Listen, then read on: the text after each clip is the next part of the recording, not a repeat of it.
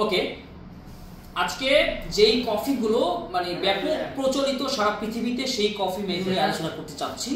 সবার প্রথমে বলতে চাই এসপ্রেসো। এসপ্রেসো কি?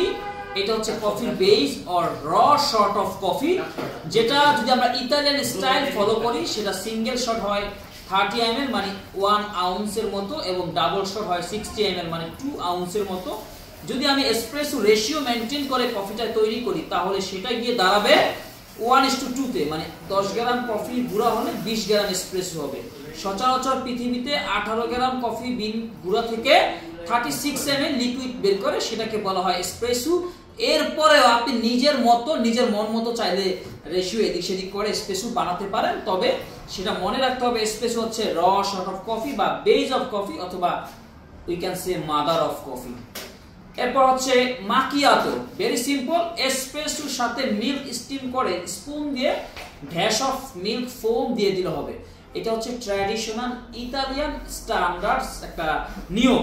এরপরে কিছু কিছু কফি শপ কি করে এসপ্রেসো মাকিয়াতো বানায়, স্পুনের সাথে অল্প পরিমাণ ফোম সহ দুধ দিয়ে দেয়, এটাও একটা নিয়ম। দুটাই পদ্ধতি একদমই ভুল বলা যাবে না, তবে যদি আপনি ট্র্যাডিশনাল বা উৎপত্তি ফলো করেন তাহলে অবশ্যই এসপ্রেসো উইথ মিল্ক ফোম। কর্তাদো একটা স্প্যানিশ কফি যেটা মেকিং রেশিও হচ্ছে 1:1, মানে আপনি যদি 1 গ্রাম এসপ্রেসো নেন 1 গ্রাম দুধ, তার মানে যদি 36 গ্রাম এসপ্রেসো হয় তাহলে 36 গ্রাম দুধ, যদি 40 ml এসপ্রেসো হয় তাহলে 40 ml মিল্ক। এবং কর্তাদোর কাপ সাইজ হচ্ছে 3 থেকে 5 আউন্স, মানে 90 থেকে সর্বোচ্চ 150 ml পর্যন্ত হতে পারে। এবং এই ক্ষেত্রে মিল্কটাকে একটু কম ফোম করা হয় এবং টেক্সচার উইথ মিল্ক ফোম থাকে হালকা, এখানেও কিন্তু ডিজাইন করা সম্ভব। এরপর হচ্ছে ফ্ল্যাট হোয়াইট, জনপ্রিয় একটা অস্ট্রেলিয়া এবং নিউজিল্যান্ডের কফি, যেটা হচ্ছে যে কাপ সাইজ 5 to 6 আউন্স, মানে 150 ml থেকে 180 ml পর্যন্ত একটা ফ্ল্যাট হোয়াইটের স্ট্যান্ডার্ড সাইজ মেনটেন করা হয়, যেটাতে হচ্ছে আপনার 1 ভাগ এসপ্রেসো হলে 2 ভাগ মিল্ক থাকে। আর যদি আমি স্পেসিফিক ভাবে বলতে চাই, এখানে ফোমের যে পার্সেন্টেজ সেটা 5 to 10%, আমরা 5% ধরে রাখি বুঝার সুবিধার্থে। এখানে অবশ্যই মিল্কের ফোম অনেক কম হবে। ওকে, যেটা হচ্ছে আপনার যদি হাফ সেন্টিমিটারের মতো। এরপর হচ্ছে ক্যাপাচিনো হচ্ছে একটা রেগুলার মিল্ক কফি যেটা কাপ সাইজ 5 to 6 আউন্স, মানে 150 থেকে এটাও 180 ml হচ্ছে কাপের সাইজ। ক্যাপাচিনোতে হচ্ছে 1 ভাগ এসপ্রেসো, 1 ভাগ মিল্ক এবং 1 ভাগ মিল্কের ফোম থাকে। 33% দুধ, 33% এসপ্রেসো, 33% হচ্ছে মিল্কের ফোম। মিল্কটা গরম হবে 60 থেকে 70 ডিগ্রি টেম্পারেচারের মধ্যে। এবং এসপ্রেসো এখানে সিঙ্গেল হতে পারে, ডাবল হতে পারে, বা রেশিও মেইনটেইন করে 36 থেকে 40 ml এসপ্রেসো হতে পারে। মেক শিওর দ্যাট এখানে আপনার 2 সেন্টিমিটার, অ্যারাউন্ড 2 সেন্টিমিটারের মতো মিল্ক ফোম হবে, অথবা আমরা যদি বলি 33 থেকে 40% আমরা বলে থাকি ক্যাপাচিনোতে। ইন্টারভিউতে কোশ্চেন করে বলবেন যে 1/3 এসপ্রেসো, 1/3 মিল্ক আর 1/3 মিল্কের সমন্বয়ে তৈরি করা হয় ক্যাপাচিনো, যেটা 150 থেকে 180 ml কাপ সাইজের মধ্যে তৈরি করা হয়। এরপর যদি বলতে চাই লাটে ইতালিয়ান জনপ্রিয় কফি। লাটে মানে কিন্তু মিল্ক ইতালিয়ান স্টাইলে, এটা কাপ সাইজ হয় 8 to 12 আউন্স, মানে 240 থেকে 360।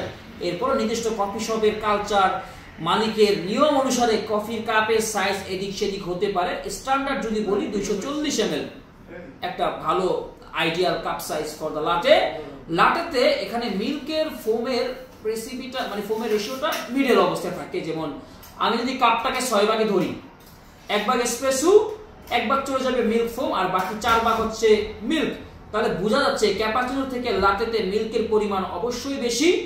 মিল্কের টেম্পারেচার দুটোতেই সেম থাকবে। যদি আমি সেন্টিমিটার হিসাব করে মিল্কের ফোমটা ধরি তাহলে এটাকে আমরা 1 সেন্টিমিটার সমপরিমাণ মিল্ক ফোম বলতে পারি, অথবা আপনি 10 to 20% ফোমও ধরতে পারেন, অনেকে 15% ফোমও ধরে। এটার অ্যাকচুয়াল মেজারমেন্ট কেউ করতে পারবে না, তবে আপনি যখন স্টিম করবেন এবং ট্রান্সফরমার যে কাপগুলো থাকে সাদা হোয়াইট কাচের গ্লাসে যদি আপনি কফিটা বানান ট্রান্সপারেন্ট, তাহলে হচ্ছে আপনি রিয়েলাইজ করতে পারবেন যে অ্যাকচুয়ালি লাটেতে আমার ফোমটা দেখা যাচ্ছে। আর এই মূলত ডিজাইনগুলো আমরা লাটেতে করি, এবং লাটেতে হাজার হাজার ফ্লেভার অ্যাড হয়তো পারে, কথার কথা আর কি। যেমন hazelnut, vanilla, caramel, salted caramel, পিস্তাচিও, vanilla, মানে অনেক কিছু হতে পারে। আপনি লাটের মধ্যে যদি আপনি মধু দিয়ে দেন তাহলে নাম হয়ে যাবে হানি লাটে, যদি সিনামনও দিয়ে দেন নাম হয়ে যাবে সিনামন লাটে। ভেরি সিম্পল, লাটের মতো প্রসেসিং, লাটের মতো দুধ, লাটের মতো ফোম, লাটের মতো মিল্কি স্টিম, শুধু ফ্লেভারটা ডিফারেন্ট। জনপ্রিয় একটা কফি বলছি স্প্যানিশ লাটে আমাদের দেশে, যদিও এটা খুব একটা প্রচলিত না, তবে বিদেশে যারা যাচ্ছেন তাদের জন্য আমি বলতে চাচ্ছি যে স্প্যানিশ লাটেটা একটু শিখে যান। এটা বানানোর 2 থেকে 3টা নিয়ম আছে।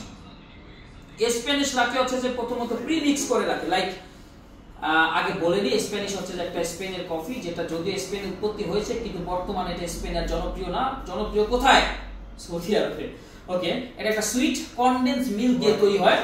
যেমন নরমাল দুধের সাথে কনডেন্স দুধের মিশ্রণ অ্যাড করে আমরা অনেক সময় ফ্রিজে আগে থেকে রেখে দিই, যখন কাস্টমার এসে বলে আমাদের স্প্যানিশ লাটে দেন, আমরা ওই মিক্স করা দুধটা ডিজাইন মানে স্টিম করে লাটের মতো বানিয়ে দিয়ে দিই। আবার ইনস্ট্যান্ট এসপ্রেসোর সাথে কনডেন্স দুধ মিক্স করে কিন্তু আপনি স্প্যানিশ লাটে তৈরি করতে পারবেন। আবার মিল্কের পিচারের মধ্যে দুধ এবং কনডেন্স দুধ দিয়েও কিন্তু বানাতে পারবেন, যেভাবে ইচ্ছা। অনেকে আবার স্প্যানিশের মধ্যে 1 পাম্প বা 5 থেকে 10 ml মতো ভ্যানিলা সিরাপ ব্যবহার করে স্প্যানিশ লাটেতে, ডিপেন্ডস করে। হ্যাঁ, এরপর হচ্ছে আপনার হট চকলেট, যদিও এটা কফি না, একটা হট ড্রিঙ্ক যেটা চকলেট এবং দুধের সমন্বয়ে তৈরি করা হয়। ডার্ক চকলেট থাকে মূলত, চকলেট পাউডার ব্যবহার করতে পারেন, চকলেট সিরাপ, চকলেট সস, এটা খুবই সিম্পল। ভিডিও দেখলে আপনি পেয়ে যাবেন, সার্চ করলে হবে। মকা, মকা একটা chocolate base regular milk coffee, যেটাতে লাটের মতোই মেকিং রেসিপিটা, শুধু এখানে আলাদা করে চকলেট অ্যাড করতে হবে, যেটাকে বলা হয় মকা, মানে অবশ্যই ডার্ক চকলেট। আবার হোয়াইট মকা হয়, মানে হোয়াইট চকলেট মিক্স করলে হয়ে যায় হোয়াইট মকা। এবং পিস্তাচিও হতে পারে, পিস্তাচিও লাটে, যেটা হট আইস, দুইভাবে হয়। এবং আমি এতক্ষণ যেই কফিগুলোর কথা বললাম সব ম্যাক্সিমাম কফি কিন্তু চাইলে আইস করা যাবে। আইস আমেরিকানো হতে পারে, হট আমেরিকানো, অনেকেই জানেন। এসপ্রেসো এবং গরম পানি দিলেই নাম হয়ে যাবে আমেরিকানো। আমেরিকানো হচ্ছে আপনার 100 to 120 ml হট ওয়াটার দিয়ে দিবেন, আর এসপ্রেসো সিঙ্গেল হোক ডাবল হোক। আবার এটা উল্টা করলে লং ব্ল্যাক হয়, এইভাবে বানানো যায়। পিস্তাচিও হচ্ছে পেস্তা মতন একটা ফ্লেভার বা পেস্ট, যেটা আমরা দুধের সাথে মিক্স করে ফ্রিজে আগে থেকে রেখে দিতে পারি, তাহলে প্রিমিক্স পিস্তাচিও হবে। আবার আমরা চাইলে ইনস্ট্যান্ট এসপ্রেসোর সাথে পিস্তাচিও মিক্স করে পিস্তাচিও লাটে বানাতে পারি। আর কোনো কিছু স্পেসিফিক কফি, আই থিঙ্ক এটাই মূলত। কফি ছাড়া আরো কিছু ড্রিঙ্কস কফি শপে থাকে, যেমন মাচা, যেটা গ্রিন টি পাউডার থেকে তৈরি, যেখানে এসপ্রেসো থাকে না। লাটের মতো নিয়ম, একটু গরম পানির সাহায্যে মাচা পাউডার আগে মিক্স করে নিতে হয়, দেন অ্যাজ ইউজুয়াল লাটের মতো মিল্ক স্টিম করে উই ক্যান মেক দ্য মাচা। এরপরে বলতে পারি V60, এটা জনপ্রিয় মানে hand viewed manual black coffee. Black coffee এই কারণে বললাম কারণ ব্ল্যাক কফির কয়েকটা ক্যাটাগরি আছে, প্রকারভেদ আছে, French press, aeropress, Americano, V60, drip coffee, coffee of the day, সবকিছুই কিন্তু ব্ল্যাক কফি।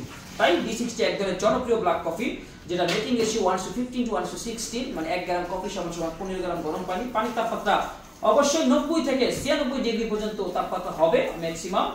আর কফি দানার গুঁড়োর সাইজটা কিছুটা মিডিয়াম ক্রসও বলতে পারি, মানে একটু দানা দানা, লবণের মতো বা চিনির মতো বলতে পারি, যেটা হচ্ছে যে আপনার ম্যানুয়াল পদ্ধতিতে বানাতে হয়। কিছু উপকরণ লাগে, যেমন ফিল্টার পেপার, ড্রিপার, গ্রোসেক, হাইনেক, কেটলি, টাইমার, স্কেল, কফির গুঁড়া, এইভাবে লাগে।